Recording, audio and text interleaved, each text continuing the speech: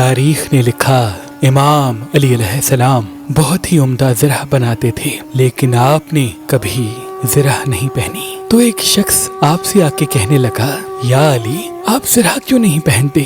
امام علی علیہ السلام فرمانے لگے، اے شخص، زرہ وہ پہنے جو یہ سوچ کے میدان میں آئے کہ ضرورت پڑنے پر میں میدان سے فرار ہو جاؤں گا۔ اللہ گواہ ہے، اس علی نے کبھی میدان کو پشت نہیں دکھائی، تو پشت پر زرہ کا کیا کام؟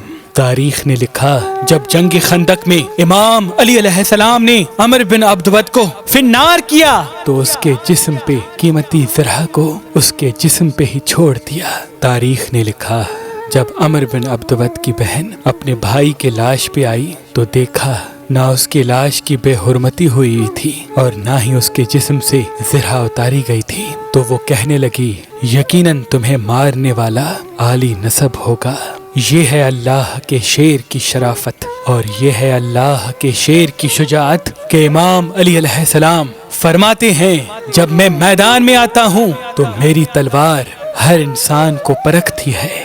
جس نسب میں قیامت تک کوئی مومن نہیں ہونا ہوتا اسی کو فنار کرتی ہے، اور جس کے نسب میں میرا چاہنے والا اللہ اور اس کے رسول پہ ایمان لانے والا پیدا ہونا ہوتا ہے تو میری تلوار اس انسان پہ کبھی چلتی نہیں۔ سلام ہو اللہ کے شیر علی ابن ابی طالب علیہ السلام پر، علی ابن ابی طالب علیہ السلام پر، علی ابن ابی طالب علیہ السلام پر۔